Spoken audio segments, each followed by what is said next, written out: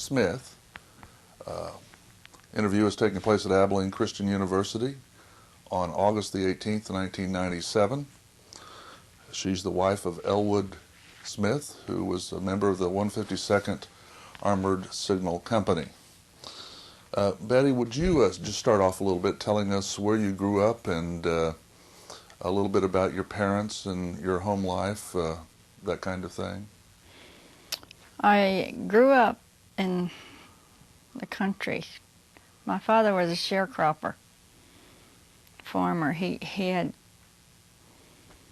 was raised on a farm, and that's the way he grew up. So, and my mother was, her father was just traveled around, so but she still knew about farming. Where was this farm located? He farmed in different counties, and he just in Stevens County, Throgmorton County, and Young's County. All in Texas? All in Texas. It's the central northern Texas. What was your father's name, your mother's name? My father's name was Coral E. Dunlap, and my mother's name was Maud Ellen Dunlap. Well, what did you do growing up? Did you go to school? Did you have to work on the farm? Sure. We went to school. We had to walk about 4 miles to go to school, but we still had our chores to do on a farm. You do your milking, or when you was old enough, you learned to cut the wood, and you tend to the chickens or whatever. It was anything that's to do with farming, you had to take care of it. Help out in the field, or help can, or whatever. What about your family? How many brothers and sisters did you have? I have one older brother, which is deceased, and I have a sister and 3 brothers younger than I am. And my grandparents lived with us or around us all the time, pretty well, my mother's folks. Because my father's mother died shortly after I was born. What about the school that you mentioned? Could you describe how it was set up in terms of what grades and that kind of thing, and any memories you have of going to school there?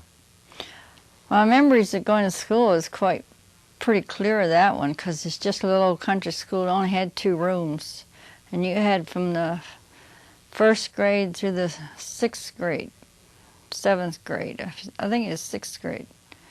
Because in those days, the 7th grade, you really started high school, because you only went to the 11th. And then as after I graduated, when they changed it over to the 12th grade. What was the name of that school, do you remember? Hustettle. That was located in Stevens County, I believe it was. Is the building still standing? The building is still standing. It was used for a home for a while, but now the people has vacated it. It's just going to nothing. You remember anything, any of your teachers, any teachers that made an impression on you going to school there? I remember one teacher that was real good. She was Mrs. Woolfolk. She made a good impression on me. The other teacher I remember gave us a hard time. Her name was Betty Taylor. But I enjoyed going to school. I always liked school. You said your father was a sharecropper.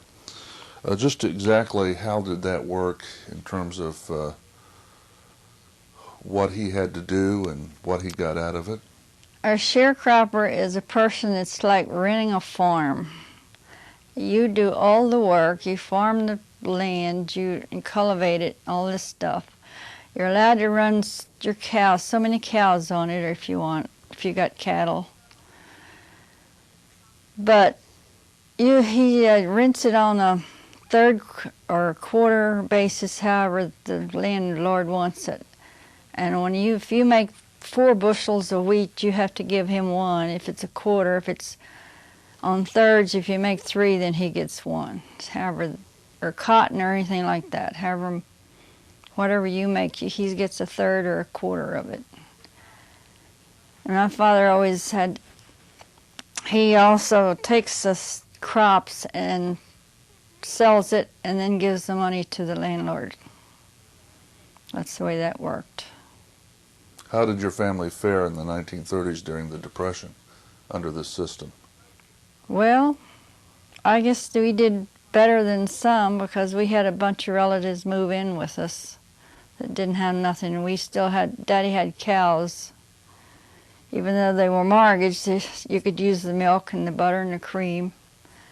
We raised our own gardens. We had something to eat. So we made out. Well, when you graduated from high school, what did you do? I only stayed home a few weeks after I graduated from high school, and then I went to Sweetwater to look for a job. Why did you select Sweetwater? I had an uncle that lived out there. I knew that's the only way my father let me leave. So I went out there and stayed with him while I found a job. And after I got with Western Union, I got my own room closer to town so I wouldn't have to be so far out.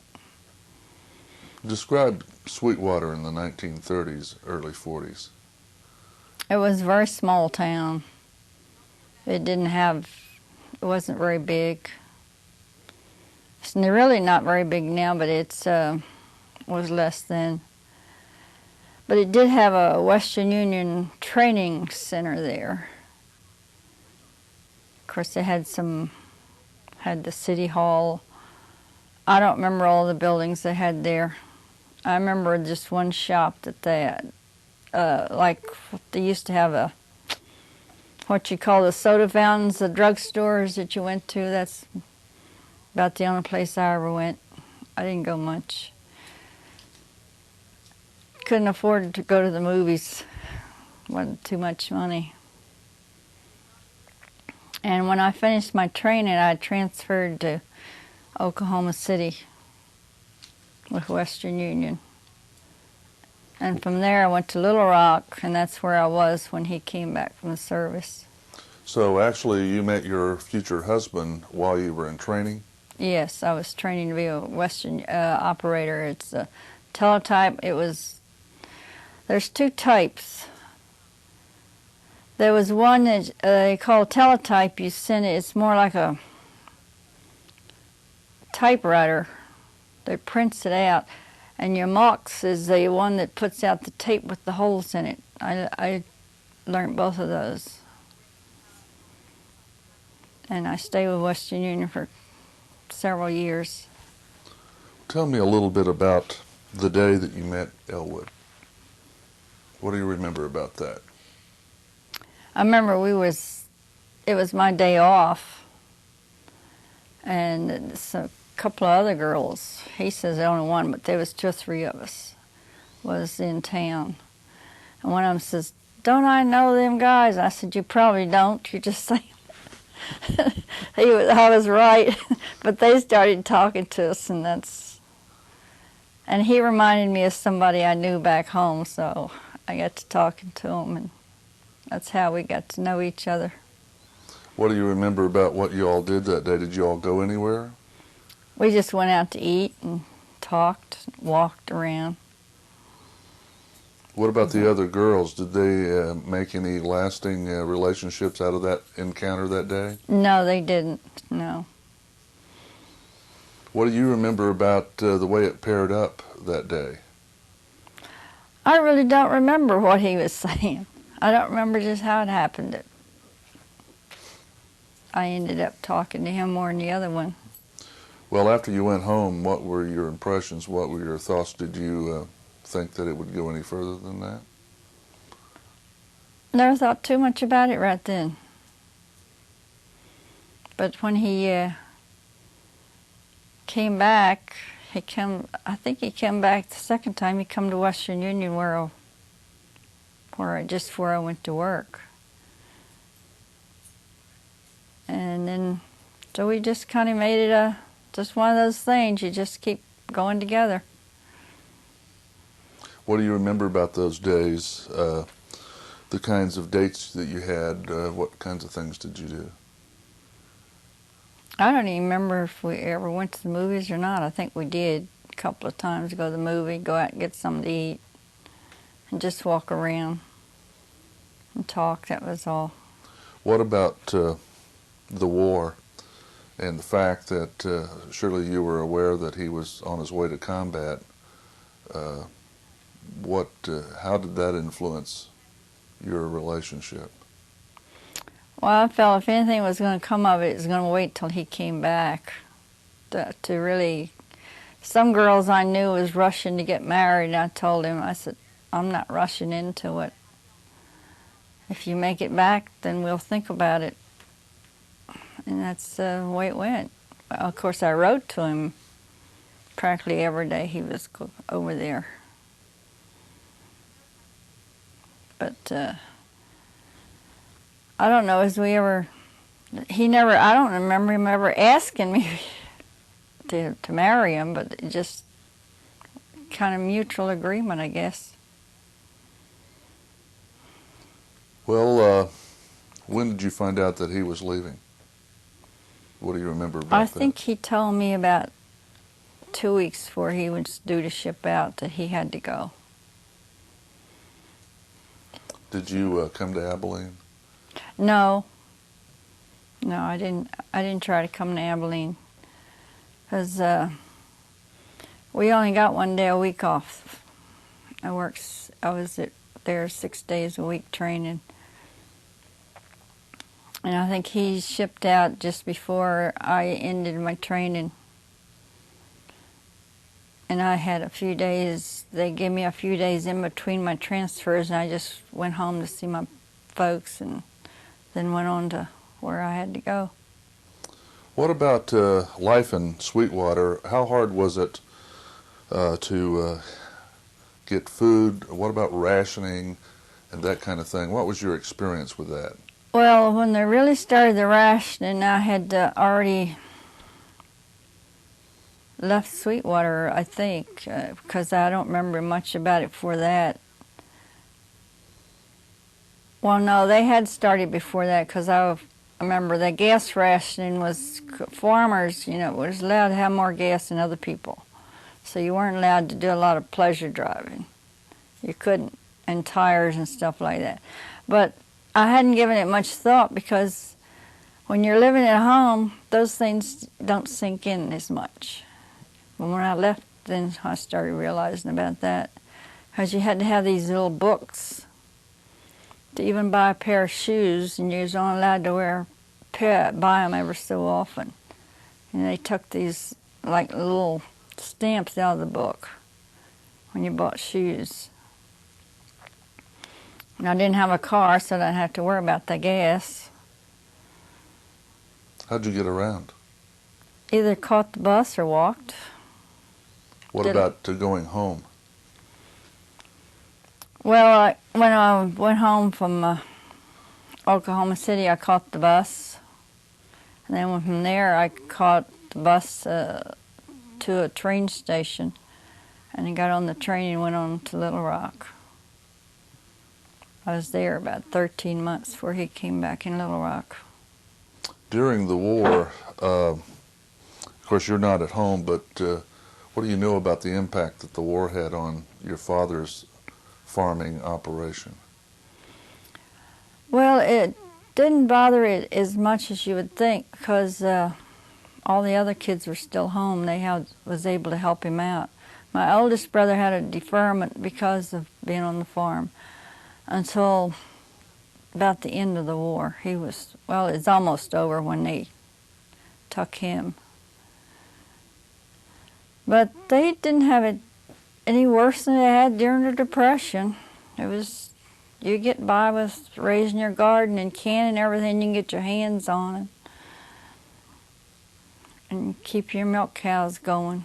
Did your father eventually get his own farm, or did he sharecrop for the rest of his life?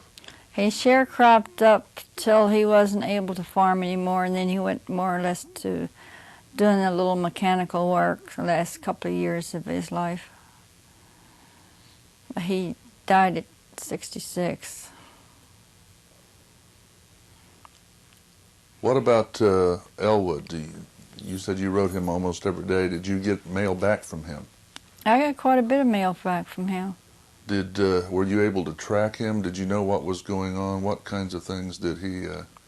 I couldn't track him that well because I guess I didn't keep up with news and stuff like that. Mm-hmm. But I knew about where he was, what country he was in. But as to whereabouts in that country, I didn't know. His father's the one that knew that from his letters and keeping up with the news, but I didn't keep up with the news at that time. Did you have any contact with Elwood's family during the war?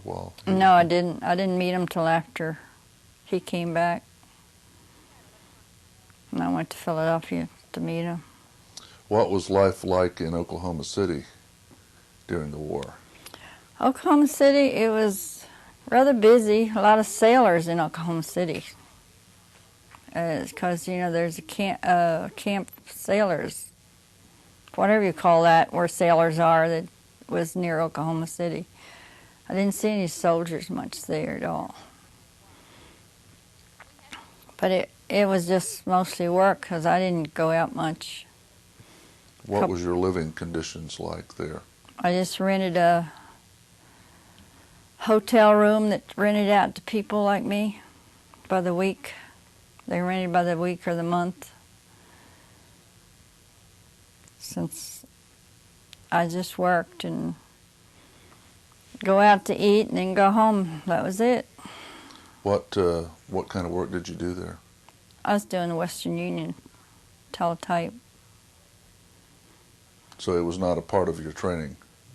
No, I was already working. That was work. My training was finished. Of course, it takes a while to get good at it, even though you're on the job.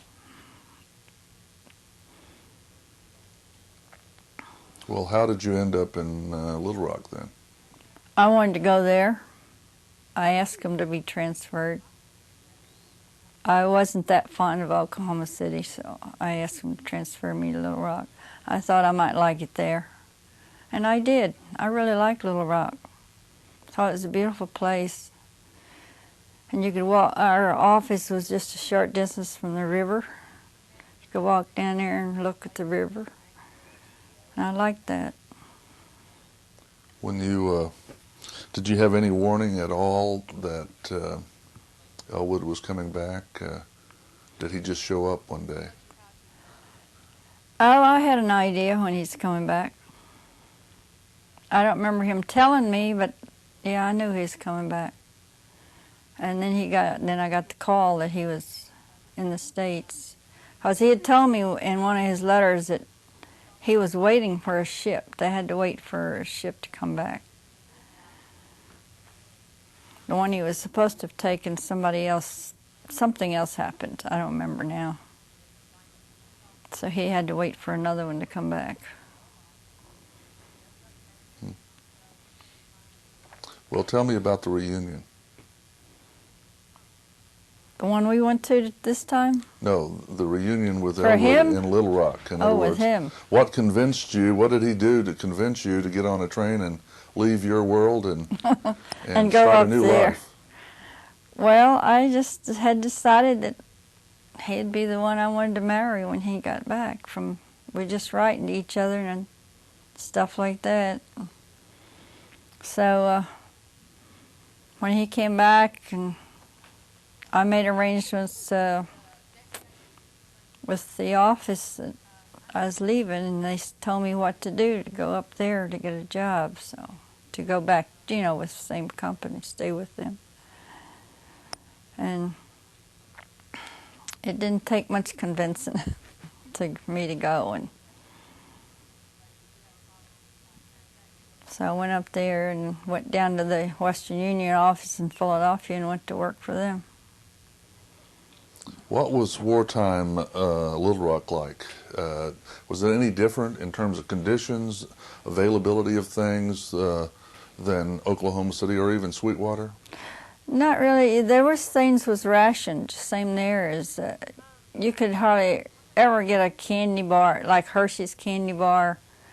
Cigarettes was rationed and stuff like I heard. I never used them, but I heard, you know, people complaining about not being able to buy cigarettes and stuff. But when I went out to eat, I didn't have no problem with that. I mean, they always seemed to have something.